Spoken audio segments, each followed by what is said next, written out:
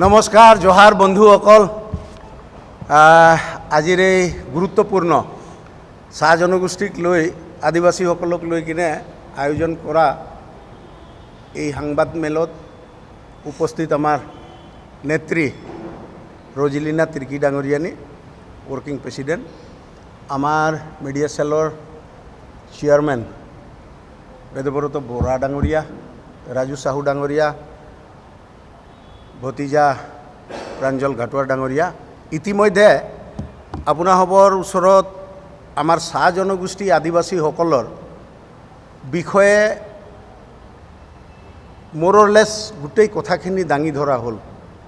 BJP চৰকাৰে চাহ জনগোষ্ঠী আদিবাসীসকলক তেওঁলোকৰ উন্নয়নৰ স্বাৰ্থত তেওঁলোকৰ দৰদী হৈ কিনে যি ধৰণেৰে তেওঁলোকে ভুৱা প্ৰচাৰ চলাইছে, এই সন্দৰ্ভত নিশ্চয় আমাৰ উপৰোক্ত বক্তাসকলৰ যি তথ্য সেইটোত প্ৰকাশ পাইছে যে তেওঁলোকে চাহ জনগোষ্ঠী আদিবাসী দৰদী নহয়, চাহ জনগোষ্ঠী আদিবাসী ধ্বংসকাৰী দল।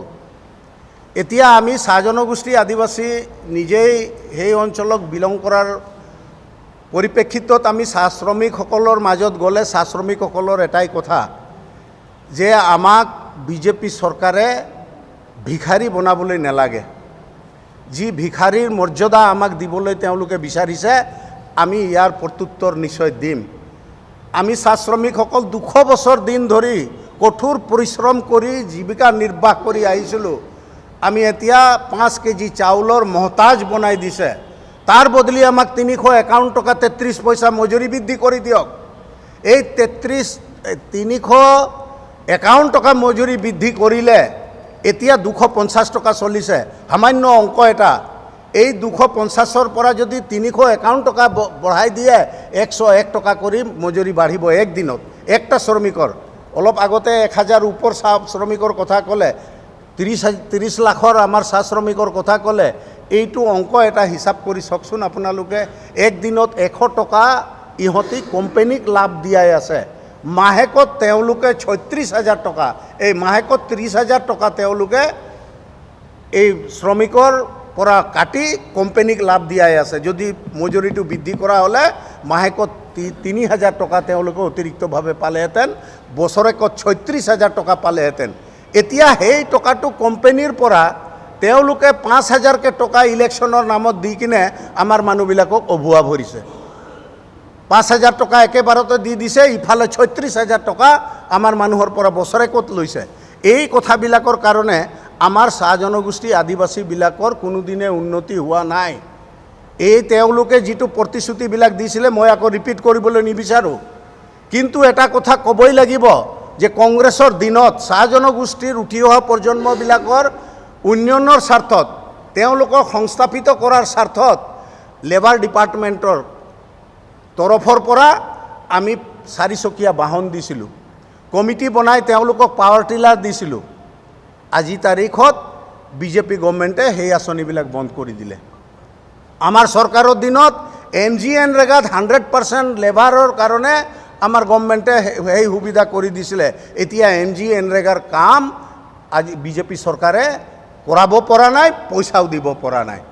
আমাৰ চৰকাৰৰ দিনত চাহ জনগোষ্ঠী আদিবাসীবিলাকৰ কাৰণে বিভিন্ন ৰকমৰ উন্নয়নমূলক আঁচনি ল'বলৈ চেষ্টা কৰা হৈছিলে। স্কুলবিলাক বিশেষকৈ শিক্ষাৰ ক্ষেত্ৰত LP স্কুলবিলাকক প্ৰভিঞ্চিয়েলাইজ কৰিছিলে। হিতেশ্বৰ শইকীয়াৰ দিনৰ পৰা আমাৰ টিচাৰবিলাকক এপইণ্টমেণ্টৰ ব্যৱস্থা কৰা হৈছিলে। আজি এই বিজেপি চৰকাৰে হাইস্কুল বনাই দিছে, মোৰ সতীৰ্থ এজনে ক'লে, কিন্তু তাত ইনফ্ৰাষ্ট্ৰাকচাৰটোহে কৰিলে, এই বাহটোহে ল'লে, ভিতৰত একেবাৰে বুবৰি ভাং আছে। বেলেগ স্কুলৰ পৰা, বেলেগ হাই ছেকেণ্ডেৰীৰ পৰা টিচাৰ আনি কেইটামান টিচাৰ দি কিনে এই মানুহবিলাকক হাৰাশাস্তি এটা কৰা হৈছে। এই নাম মাত্ৰ তেওঁলোকে যিটো জয়ঢোল বজাইছে, এই জয়ঢোল পৰা চাহ জনগোষ্ঠীক কেতিয়াও উন্নতি তেওঁলোকে কৰা নাই, বৰঞ্চ ইলেকশ্যনৰ ভোটৰ তাগিদাত তেওঁলোকে চাহ জনগোষ্ঠী আদিবাসীসকলক আৰু বেছি দৰিদ্ৰৰ ফালে ঠেলি দিছে। সেই কথাটো আজিৰ মূল্য বৃদ্ধি যেনেকুৱা ধৰণৰ হৈছে বস্তু বাহিনীৰ, তদ্ৰুপভাৱে এই বেলেঞ্চটো ৰাখি মজুৰি বৃদ্ধি কৰিব লাগিছিলে। সিদিনাখন চিফ মিনিষ্টাৰে এছেম্বলিত কি কৈ দিলে, যে 551 টকা 550 টকা হাজিৰা দিবলৈ মই প্ৰস্তুত আছোঁ। এই লেবাৰ মিনিষ্টাৰে জানে, লেবাৰ মিনিষ্টাৰে দিয়া নাই। এইটো কথা হ'ল নেকি? আপোনাৰ হাতত আছে। মন্ত্ৰী এজনক যদি আপুনি কৈ দিয়ে তাৰ মন্ত্ৰী বচাবৰ কাৰণে, সি কেনেকুৱা ধৰণৰ ক'ব যে মই এইটো কেনেকৈ ক'ম? দিবলৈ যদি আছে 550 টকা 51 টকা হাজিৰা, তেতিয়াহ'লে আপোনালোকে নটিফিকেশ্যন জাৰি কৰক, আইন বনাওক আৰু শ্ৰমিকৰ কাৰণে। আমি কৈছোঁ 500 নহয় 351 টকাটো চহী ফাৰ্ষ্ট টাইমে। এতিয়া সেই 351 টকাও হাজিৰা তেওঁলোকে দিয়া নাই। কংগ্ৰেছৰ দিনত মূল্যবৃদ্ধি কমতি আছিলে, সেইটো কাৰণে পৰ্যায়ক্ৰমে বাইপাৰ্ট ডিছকাশ্যনৰ CCPয়ে মানে মালিক সন্থা আৰু ট্ৰেড ইউনিয়ন এই দুটা অৰ্গেনাইজেশ্যন বহি মজুৰি বৃদ্ধি কৰিছিলে। এতিয়া মাজত চৰকাৰে সোমাই এই চৰকাৰৰ ব্যৱস্থাৰে সকলোকে ভয় ভাবুকি দেখাই তেওঁলোকে এতিয়া মজুৰি বৃদ্ধি কৰা নাই। এতিয়া লেবাৰকো ভয় ভাবুকি দেখাই তেওঁলোকে ভোটটো হাসিল কৰিব বিচাৰিছে লোভ লালচা দি কিনে, আৰু কোম্পানীকো তেওঁলোকে ভয় ভাবুকি দেখাই আছে। আৰু ইতিমধ্যে বিভিন্ন ৰকমৰ আইন বনাইছে। বাগিচাৰ 10% ভূমি এতিয়া বেলেগ কামত লগাব। ইতিমধ্যে কৈছে, মই ৰিপিট কৰিব বিচৰা নাই। তেনেকুৱা ধৰণৰ কাম কাজৰ কাৰণে বাগিচাৰ যুৱকসকল, বাগিচাৰ শ্ৰমিকসকল আজি বিভিন্ন ৰকমৰ সমস্যাত ভুগিছে। চাকৰি সংস্থাপনৰ কাৰণে বাহিৰত কাম কৰিবলৈ গৈছে। আজি 3 দিনৰ আগত বাহিৰত কাম কৰিবলৈ যোৱা বেচেৰা নামৰ এজনক মই কালি পৰহি তাক শ্মশানত হেৰি কৰি আহিছোঁ। তেওঁ তাত মৰিলে, তাৰ মাক বাপেকে তাৰ পৰা কেনেকৈ ডেড বডি আনে, কেনেকুৱা ধৰণৰ অশান্তি হয়।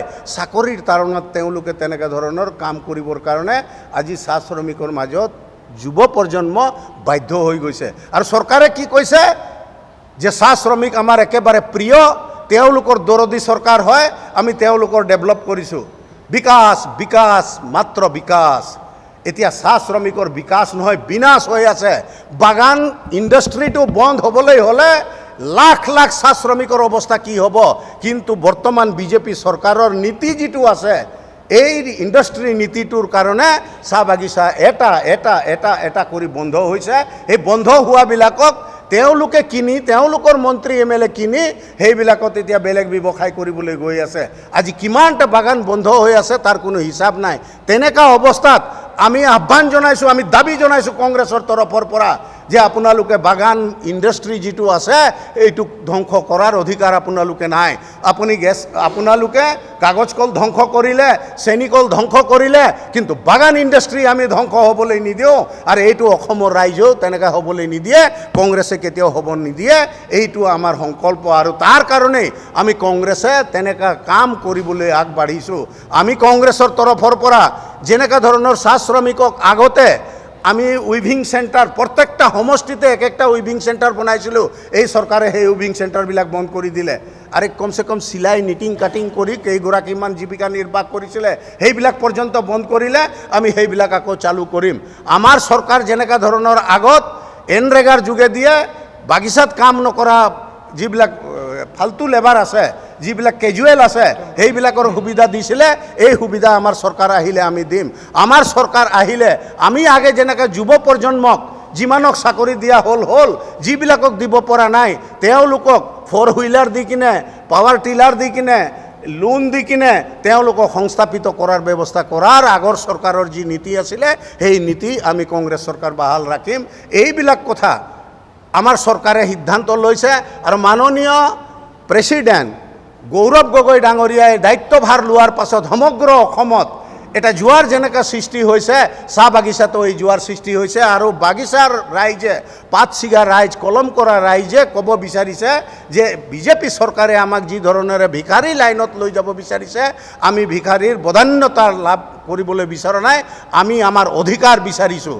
আমাক মজুৰি বৃদ্ধি কৰি দিয়ক, আমাৰ মাটি পট্টা দিয়ক, আমাক জনজাতিকৰণৰ অধিকাৰ দিয়ক, আমাৰ শিক্ষাৰ অধিকাৰ দিয়ক, আমাৰ স্বাস্থ্যৰ অধিকাৰ দিয়ক। এইবিলাকে আমাৰ চৰকাৰৰ দিনত আছিলে, আৰু সেইবিলাককে চাহ শ্ৰমিকে বিচাৰি আছে আজি। আৰু চাহ শ্ৰমিক